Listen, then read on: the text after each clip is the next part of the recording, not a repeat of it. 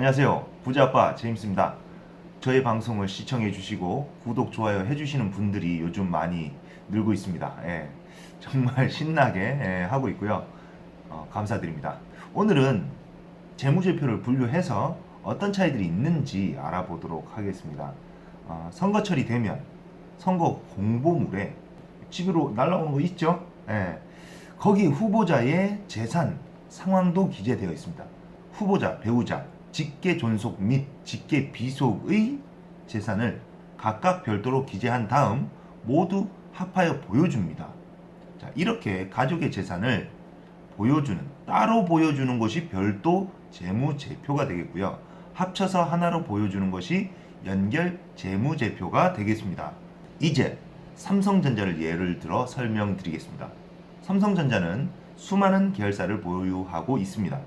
지분을 일부 보유한 계열사도 있고 100% 보유한 계열사도 있습니다. 삼성전자만의 재무제표를 작성하면 별도 재무제표가 되겠네요. 계열사까지 모두 합하여 작성하면 연결 재무제표가 되겠죠. 자, 그럼 연결 재무제표의 작성 대상은 어디까지일까요? 다른 회사의 지분을 들고 있고 모 회사의 역할을 하고 있는 기업을 지배기업이라고 합니다. 한마디로 지분도 들고 있고 엄마고. 자, 그러면은 모 회사의 지배를 받는 자회사는 종속기업이라고 우리는 부릅니다. 기본적으로 지분을 50% 이상 보유하고 있으면 지배력이 있다라고 판단합니다. 간혹 때에 따라서는 지분율이 50% 이하여도 지배력이 있다라고 보는 경우가 있는데요. 예를 들어 30%의 지분을 가지고 있는데 나머지 70%를 아주 많은 사람이 가지고 있다면, 나눠서 가지고 있다면 적은 지분으로도 지배력을 행사할 수 있겠네요. 과반수를 보유하더라도 지배력이 없다고 보는 경우도 있습니다. 자, 이런 경우는 국가기관이 기업의 주식을 60% 가지고 있다 하면, 근데 국가기관은 기업의 지배력을 행사하지 않잖아요. 그러면 40%만 가지고 있는 기업이 알아서 하겠죠. 그래서 이런 경우는 지배력이 없다라고 볼 수 있습니다. 지분은 많지만. 자, 연결 대상인 종속기업의 현황은 감사보고서 주석에 기재되어 있으니 누구나 쉽게 확인해 볼 수 있습니다. 시간적으로 몇 분 걸리지 않습니다. 찾아볼 수 있어요. 보통 우리가 보는 재무제표는 별다른 말이 없다면 연결 재무제표라고 제가 다른 영상에서 얘기를 한 적이 있습니다. 자, 간혹 이런 질문을 받는 경우가 있어요. 재무제표를 분석할 때 별도로 봐야 되나요? 연결로 봐야 되나요?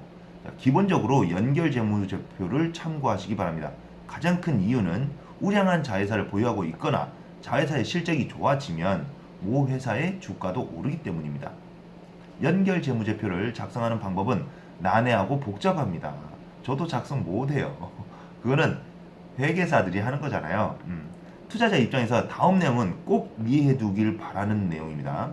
엄마 회사의 수익은 100억 원입니다. 아들 회사의 수익은 40억입니다. 엄마 회사는 아들 회사의 지분을 50%를 가지고 있다 하면, 자, 연결 방법은 두 가지가 있어요. 엄마 100억 원, 아들 40억.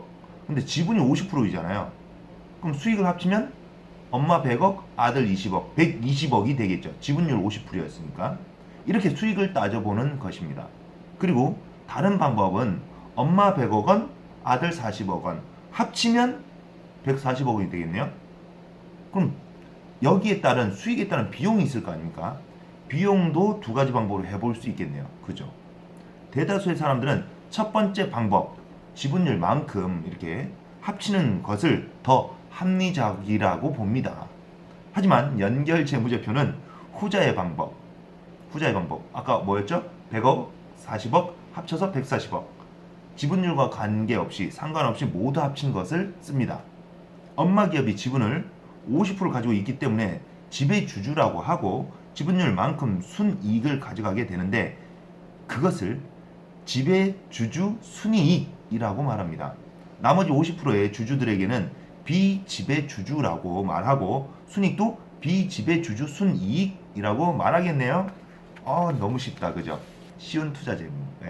자, 그런데 엄마가 아들의 지분 40% 가지고 있어서 비지배주주가 되면 매출은 합산하지 않습니다. 이해되세요? 연결되지 않는다고요. 지배일 때만 매출을 합산한다는 거 알아두십시오. 자, 누구나 이 부분에서는 헷갈릴 수 있습니다. 그래서 감사 보고서에는 주석이 달려 있고 내용에는 연결 범위의 변동이라고 쓰여져 있습니다. 투자자는 회사의 매출이 실질적으로 증가한 것인지 아니면 약간의 지분 때문에 연결 범위의 변동에 의해서 착시 현상을 일으키는지 구분하라고 알려줍니다. 투자자는 주석의 내용을 꼭 봐야 되는데 보시고 계십니까? 보시고 하셔야 돼요. 간혹 지분율 10% 때문에 아들의 매출액 100%를 늘리게 될 수 있으나 매출액 증가율로 회사의 성장성을 판단할 때 이 부분 정말 주의해야 된다는 거.